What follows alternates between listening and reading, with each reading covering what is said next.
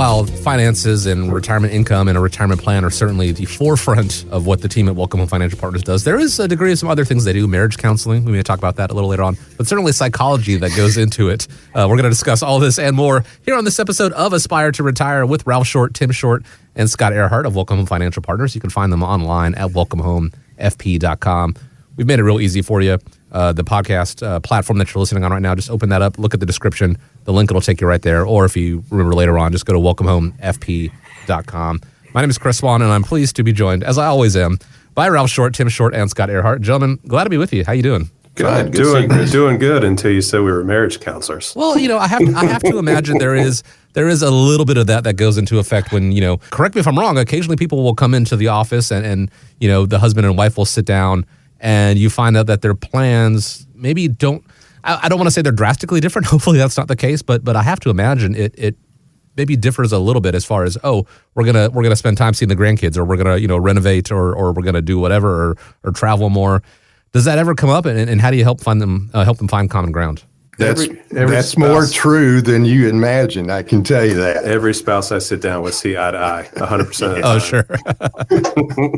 I don't know if I necessarily believe that, but we'll discuss that a little later on. I want to talk about the psychology that goes behind retirement, because there is that mental shift that happens, of course. And of course, I'm talking about the number one fear among retirees and pre-retirees, the fear of outliving their money. The fear, in fact, of running out of money is so real that a lot of retirees don't spend, and perhaps they aren't enjoying their retirement like they could be. So when asked how often do you withdraw funds from your retirement accounts, 52% in a recent survey said only as needed, 30% said never, and then just 16% answered, periodically, systematically, regularly.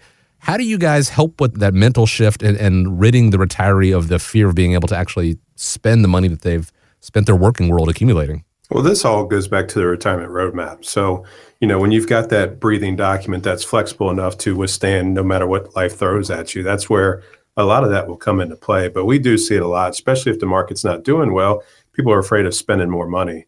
But then you've got people that spend probably a little bit more than they should. But it all goes back to each individual's plan. There are some people like 16%, I think you said, or 30% that says never. Mm-hmm. Some of them just don't want to spend it. They just want to leave it to their kids. So a lot of folks nowadays, especially with the turmoil that we have in the market and elsewhere, they are concerned about, hey, if I spend $1,000 a month, if my account's going to go down, if I'm not going to make any money, is there a recession looming? There's a lot of things that come into it, but that's why we always go back to that retirement roadmap with our reviews and take a look to see the position that they're in. I think a big key is ongoing communication from your financial team as well.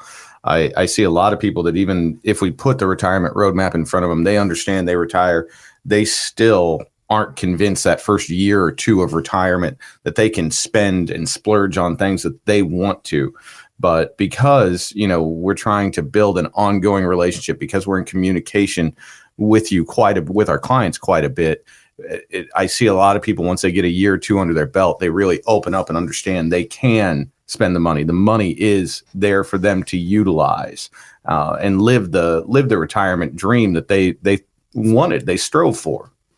And I would say to most people, when we sit down with them, we kind of have to understand what their goals are. Some people don't have any goals. They don't understand what they need to do. That's why we go through our roadmap, because there are some people, like you said, do not want to spend any of their money, but guess what?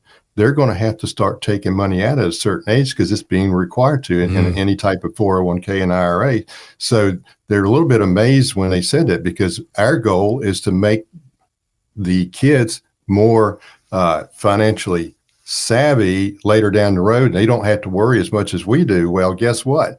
You can do that, but you've worked all your life, blood, sweat, and tears.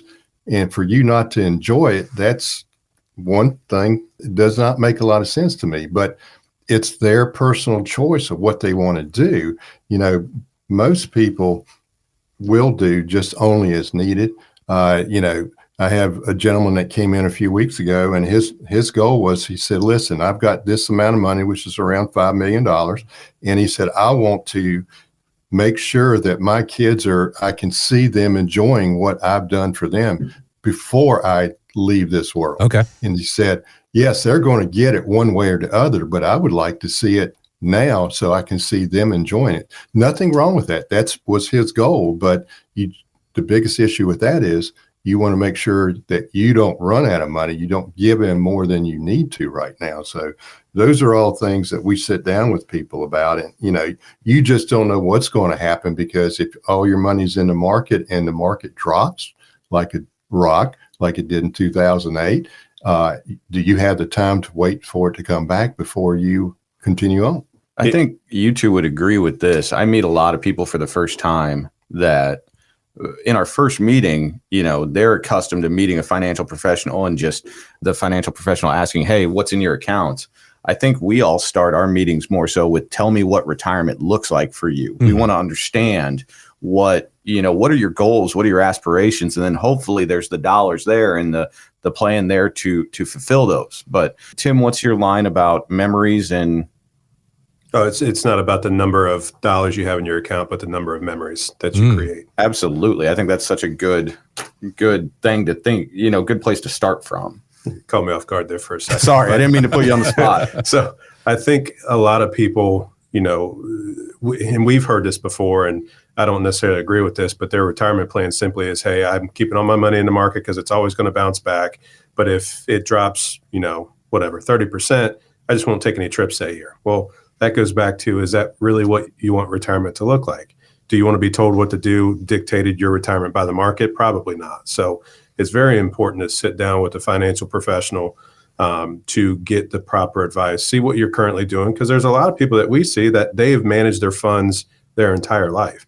I just met with a guy a couple of weeks back, and that's what he did. He was in Northern Virginia and moved down to Richmond 2 years ago. And he's been watching our television show for 2 years. Mm-hmm. And he came in and said, I've managed all my money all my life, but now I'm just ready to pass it on. He said, I'm stressed out. I'm tired of dealing with it. And I just want somebody to take care of it for me. And, we have clients come in and says, we thought retirement was going to be easy. This is a very difficult job to try and figure it all out. And as I tell them, I said, this is something that once you start this, it is going to be an ongoing process. It's not something that, you just do and forget. It's just things happen, things change, and it's better to work on your retirement plan today so you don't have to work in retirement once you're retired. I can't imagine there's a lot of people that come through your doors and say, I want to spend my retirement watching the markets every day, and I want to, I want to have to micromanage and make these changes and these pivots. I want to worry throughout the entirety of my retirement. Has anyone ever come into the office and that's been their plan? There's been a couple of people that say they just continue to want to manage their situation, but, they just want a second opinion. Are we doing okay? Okay. But, it's very rare, but it does happen every once in a while. And most of those have ended up becoming clients too. Yes. So.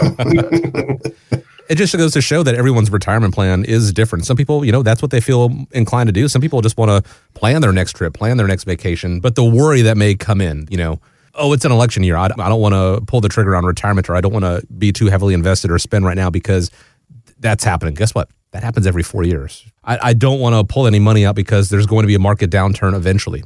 Yes, historically, eventually there will be a market downturn.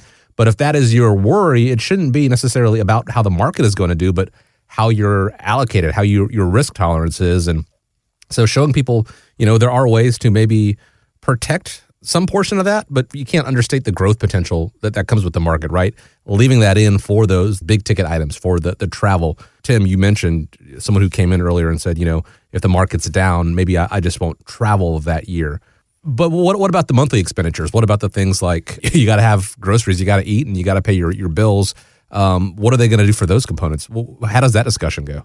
So it just depends, right? So everybody's going to be a little bit different. Some people have saved up over $1 million. Some people haven't. Mm-hmm. But you have to have the guaranteed income for your monthly expenses.